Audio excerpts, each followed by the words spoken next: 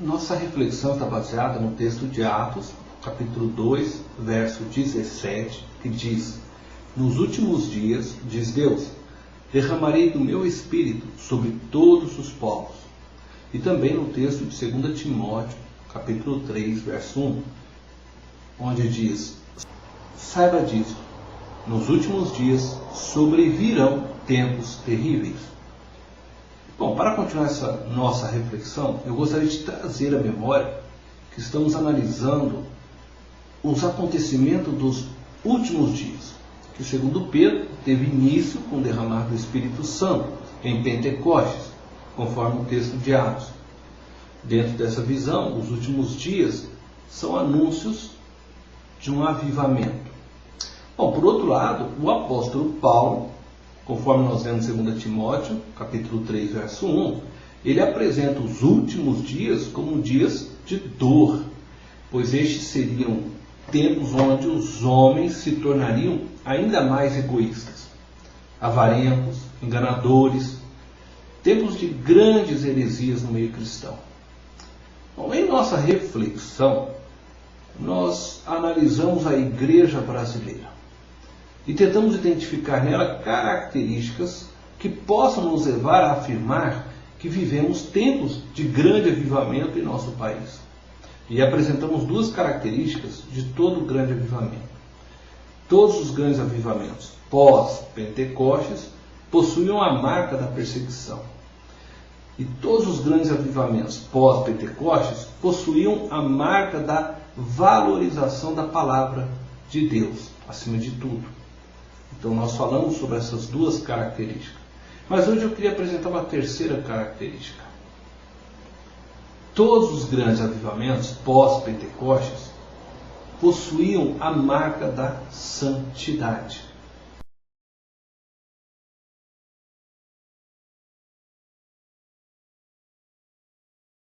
De todas as marcas que já mencionamos, esta é a que mais me intriga. Minha perturbação se deve ao fato de que, quando eu olho para a igreja primitiva, eu vejo em seus membros não uma vida sem pecado, mas uma vida em uma busca constante de santidade.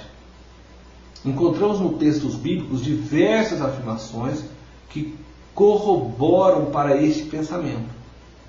Por exemplo, o texto de Atos, capítulo 2, verso 38, Atos, capítulo 3, verso 19. Nesses textos nós encontramos que a ênfase da pregação ela estava no arrependimento e reconhecimento que Jesus era o Filho de Deus, o Salvador. Em Atos capítulo 2, no verso 42, também percebemos que eles se dedicavam ao ensino dos apóstolos. E isto significa que eles buscavam viver os ensinos de Jesus. Em Atos 2, 43, em Atos 5, verso 11, nós percebemos que havia temor no meio deles. Em Atos 2, verso 4, em Atos 4, verso 8 e 31, nós vamos perceber que esses homens estavam cheios do Espírito Santo. Veja, eles buscavam arrependimento, essa era a ênfase da pregação, isso significava uma mudança de mente, uma mudança de atitude, uma mudança de valores, mudança de princípios. E eles passavam então agora a reconhecer que Jesus era o único objeto deles de adoração e Salvador e Senhor da glória de suas vidas. E eles se dedicavam então a viver os ensinos de Jesus. Havia temor, estavam cheios do Espírito. A esse estilo de vida, nós podemos chamar então de santidade. Era uma vida separada, consagrada plenamente a Deus e ao exercício daquilo que eles haviam aprendido com Cristo. A história da igreja primitiva é a história de homens e mulheres que abandonaram a religiosidade que era oferecida pelo judaísmo e por outras religiões também pagãs para servirem a Jesus Cristo. Porque não podemos ignorar que dentro da igreja primitiva haviam também gregos convertidos e pessoas de outras raças que se converteram ao ouvir o Evangelho.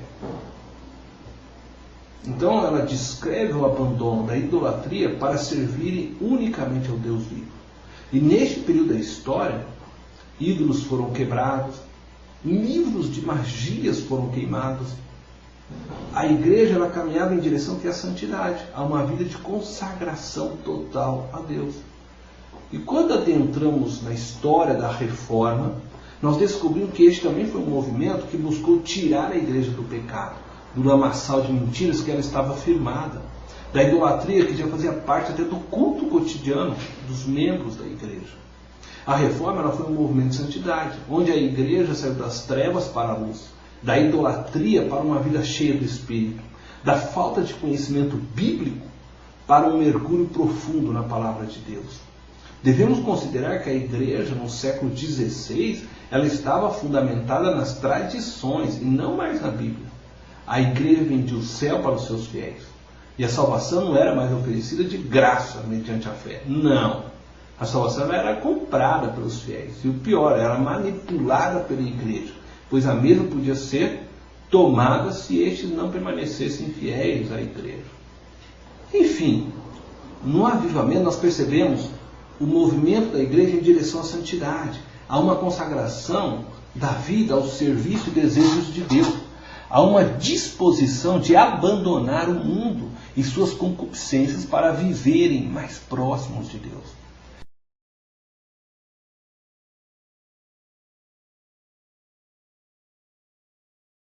Entretanto, é com grande tristeza que eu vejo na igreja brasileira um movimento ao contrário. A igreja brasileira ela caminha em direção ao mundo e não em direção aos céus. Valorizamos as conquistas terrenas como se fossem sinais da bênção de Deus. Ambicionamos o ter e não o ser. E Cristo disse ao jovem rico: deixa tudo e me segue. E nós dizemos hoje: conquiste tudo e me segue. Dizemos isso como desculpa para evangelizarmos. Jesus não tinha onde encostar a cabeça. Nós trabalhamos duramente para termos o melhor travesseiro de penas de ganso, fazemos disso a nossa prioridade. Esse é o evangelho que estão pregando nas mídias. A Bíblia diz que não podemos ser amigos do mundo e de Deus. E nós tentamos conciliar essa amizade como se ela fosse possível. Deus disse: de graça recebeste, de graça dai. Nós dizemos: é preciso pagar o preço para receber as bênçãos de Deus. As músicas, as mensagens, nossas vidas deveriam ser tudo direcionados para glorificar a Deus. Contudo, tudo é feito para glorificar o homem. É verdade que existem ainda muitas igrejas vivendo a verdade do Evangelho. Existem muitas igrejas labutando para proclamar um evangelho puro. É verdade que ainda existem muitos pastores, homens de Deus, tementes a Deus, não apegados às coisas do mundo, não apegados ao dinheiro, não apegados ao status. E nós devemos honrar estes homens. Infelizmente, a grande maioria tem trocado os valores do reino pelos valores do mundo. E estes valores trocados nos afastaram da vida de oração como os nossos pais possuíam. O temor a Deus se apagou. Basta vermos como tratamos as coisas de Deus hoje em nossas igrejas. Tratam das coisas de Deus como se tratam os negócios. Grande Deus e grandes negócios.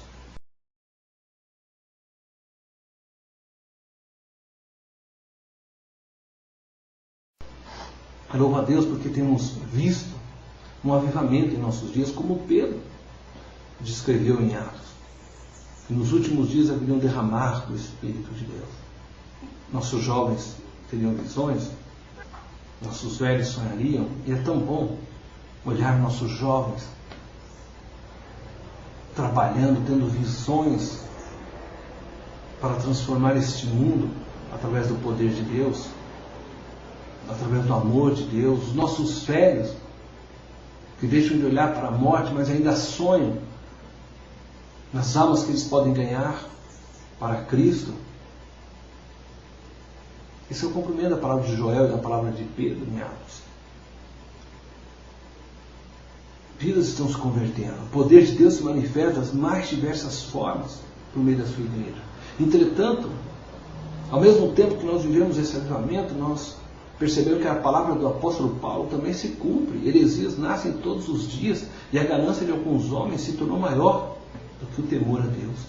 O avivamento ele ocorre juntamente com as apostasias e heresias, conforme apresentaram Pedro e Paulo. Apenas que cada um olhou para os últimos dias com uma ênfase diferente, ou com um olhar diferente, mas os dois olhares são corretos. Cabe a nós estarmos atentos para sermos levados pelo vento do Espírito e não pelo vento do engano. Eu gostaria aqui de deixar algumas perguntas finais para esta reflexão. Quais características você identifica em sua igreja? Sua igreja é perseguida por lutar pelos valores do reino de Deus ou por agir na contramão destes valores? Você percebe uma valorização da palavra de Deus acima de tudo no lugar onde você congrega? Existe uma preocupação por um caminhar em santidade? E quais características você identifica em sua vida pessoal? Você luta pela justiça? Você valoriza a palavra de Deus como a única regra de fé e prática? Você busca viver em santidade? Que Deus possa abençoá-lo.